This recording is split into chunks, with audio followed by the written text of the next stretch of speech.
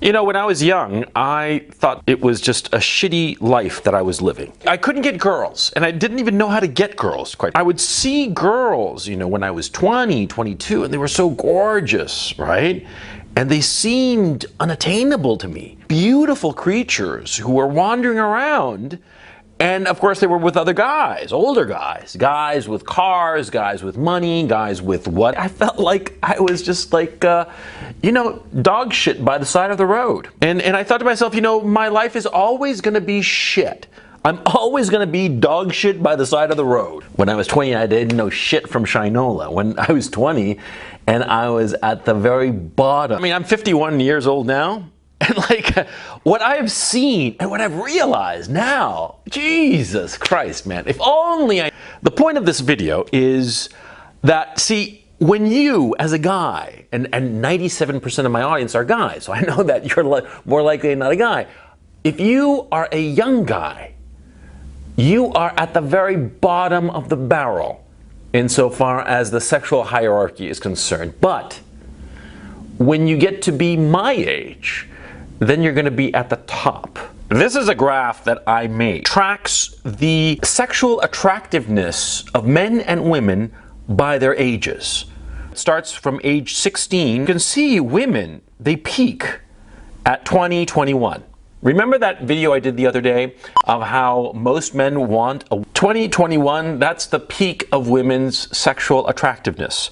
And it only begins to decay after. Notice how from the age 16 to 20, it just zooms right up. At age 20, it's at 100%. She's as hot as she will ever be. And after that, it's a slow fade. Okay? That's the point. It's a slow fade all the way to, at 44, she's, you know, and after that, it's just a slow fade to nothingness. At 56, I mean, quite frankly, what guy wants to bang a 56-year-old woman? Please tell me, how many guys want to do that, huh? But with guys, it's the opposite. See, when you're young, when you're 16, when you're 20, you don't have any sexual attractiveness to women. You're at the bottom of the barrel. Why? Because what is the thing that makes a man attractive? His position. His position and his place in the world, his success in the world. It's not money. Foolish guys confuse it with money. No, no, no, it's not money. Money is merely a signifier of the social position of the man. I mean, he's got a lot of money, that means that he's got a strong social position, okay? And when does a man's social position peak? In his 40s. Between the ages of 44 and 51, that's when you peak. That's when you are at your most attractive to women. Now this chart has very interesting implications. The hottest a woman will ever be is in her early 20s, right? And the most attractive a man will be in his 40s. So if there are no rules in the sexual marketplace, you should see a lot of guys who are at their peak, at their 40s, who are doing very well, you know, attracting 20-year-old girls, 21, 22-year-old girls. Do you see that? Yes, you do. You do it all, see it all the time. Look at Instagram. Instagram is basically the repository of all the pictures of these very hot girls hanging out with these very hot guys. Hot guys in the sense that they are sexually attractive to women. They might not be physically attractive. They might not be like a male model. But they've got what women want, which is the important thing. See? What women want, what they find sexy, what attracts them sexually, is position, social position. And see, so since there are two different peaks, these two peaks, they congregate. Yeah, of course they attract, but there's something else going on with this chart.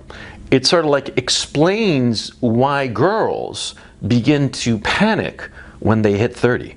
Yeah, girls hit their peak at 2021, right? But you know, that's a slow decay of attractiveness, and it's so slow and so imperceptible. People do perceive it where the woman perceives it. And that's age 30. Yeah, that's the famous wall. But it's not really a wall, it's more like the woman starts to realize that she is no longer as hot as she used to be, right? What happens to guys though when they're in their 30s? Do they have a tipping point? Oh yeah, I forget where it was. I think it was a restaurant of some sort. And there were like 2-3 women, like in their 20s, who turned to look at me. Like look at me like I was like a T-bone steak and they were hungry mutts. It's like thrilled and confused. And all of a sudden I realized that, yeah, things were going well for me in my life. Things were going well for me in my life insofar as my career was concerned. At the time I was doing some sports. It was all these little incremental steps going up the ladder. All these little incremental steps reaching to my peak. And all of a sudden it was clicking, right? And those girls at that restaurant, right? They looked at me, there were like 3 girls and they all turned to look at me and they checked me out and they were young, they were like in their 20s. I felt fantastic, but that was the moment it happened to me. It was the reverse wall. And it's happened to just about every guy I've ever talked to about this issue. Yeah.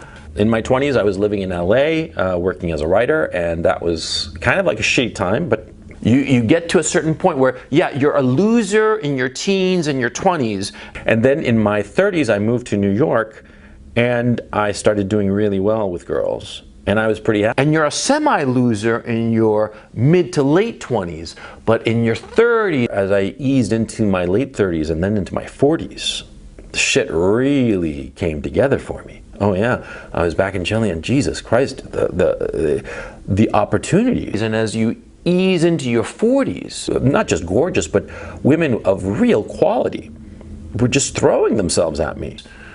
And they turned to look at you. Now this only happens in a deregulated sexual marketplace. I've talked about the deregulated sexual marketplace in this video, right? But there are no rules. You can fuck anybody you want so long as both of you are on the same side of the age of consent, right? Presumably everybody watching this is an adult, right? And you're fucking an adult, another adult, right? Or as many adults as you want. But the point, in the past, there was a lot of societal pressure for you to pair up. Both you if you were a man and you if you were a woman. There was a lot of societal pressure to pair up and make a family. You know, settle down, but settle down early. I mean, everybody was pushing young people, and it's only recently where that pressure is gone. Parents are not forcing their kids or encouraging their kids or pressuring their kids to get married. On the contrary, in a lot of the Western democracies, they're encouraging them to fool around and keep on being a child as opposed to form a family. And so a lot of people do that. A lot of people just keep on fucking around, men and women, until, you know, they hit their 30s. And then all of a sudden they decide to settle down because the women start to freak out. And the men, what's happened to the men when they're in their early 30s, right? When all of a sudden the women start freaking out. The women start to freak out and want a relationship. And what do the men do? They settle because they don't realize that their best years are ahead of them. The women who are like in their early 30s, when they're hitting the wall, when they're realizing they no longer are as attractive as they used to be, they go and get a guy. And the guy who's in his early 30s and has behind him, you know, decades, plural, of just loneliness and not being very successful with girls. And all of a sudden, he's easing into his 30s, and these girls are going after him. These girls who are 30, 32, 34, 36, and they want him, they want to lock him down. What does he do? He says, oh man, great, yeah, finally, I'm gonna marry some girl. Yay, yay, finally, I'm found a girl and I'll settle down and be happy.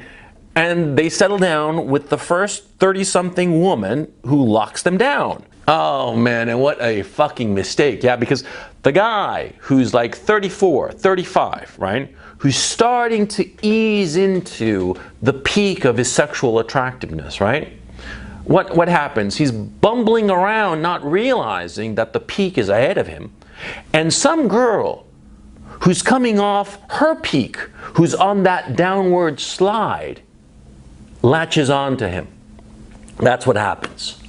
Yeah, she's on her downward slide. She's had all the cock that you could possibly imagine. From ages of 21 to 32, she's been in every kind of just sexual escapade that you can imagine, right? And she's 32 and she realizes that she's losing it, and she sees you who are 32, 35, who are just inching towards your peak, but not realizing it, right?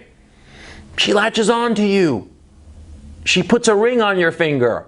And you, like a fucking idiot, are like, oh, okay, I'll do it, you know? Because, of course, because of the drought you had in your past. Yeah, because like I said at the beginning of this video, you know, when I was in my teens and 20s and stuff like that, you know, the sex thing wasn't, and, you know, when I eased into my 30s and I started getting really good with women and getting women consistently and hot women, that's when I started to realize that, yeah, sure, you know, when I was young, I was just a bumbling fool, but now that I'm older, you know, I got a little bit more on the ball, you know, I'm sexually successful. And of course, it's only now, as I said, as a 51-year-old man, that I understand the arc, or let me rephrase that, the arcs, plural, too, of men's and women's sexual attractiveness. That's why I made that stupid chart. Yeah. Because you see how it is? You see how it goes? See, women peak early in their sexual attractiveness, and men, you, peak late. And so what do you do if you peak late? Well, you don't put yourself in a position where you can get locked down against your will. You see what I'm saying? Yeah, because do you really want to be married at 34, you know, after this huge sexual drought, just as sexual opportunities are coming your way? Do you want to get locked down by some girl who's fucked God knows how much cock? And you know, do you want to get locked down with such a slut? Do you want such a slut to be the mother of your children? Huh?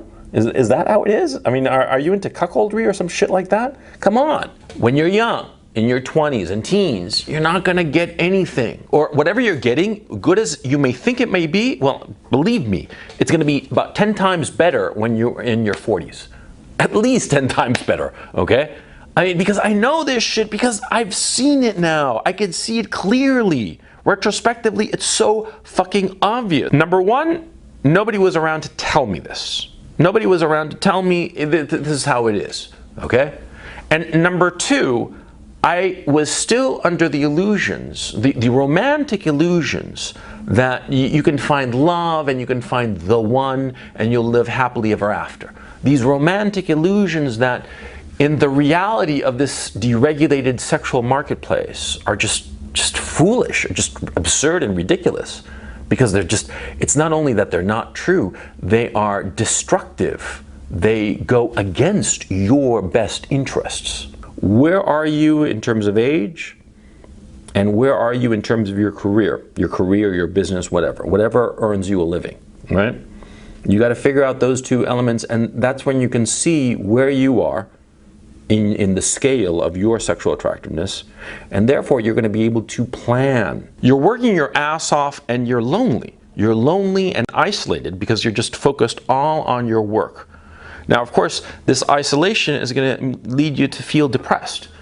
You're going to feel depressed because you're going to be thinking to yourself that it's never going to get any better. But if you realize at 27 that the peak of your sexual attractiveness will be at 45, you know, 18 years later, 18 years in the future. If you realize this and internalize it, you can say to yourself, well, you know, I'm lonely now, but fuck it, I'll have plenty of company later. So right now, I'll just ignore my loneliness and focus on my career, my business, my prospects, which is the healthy thing.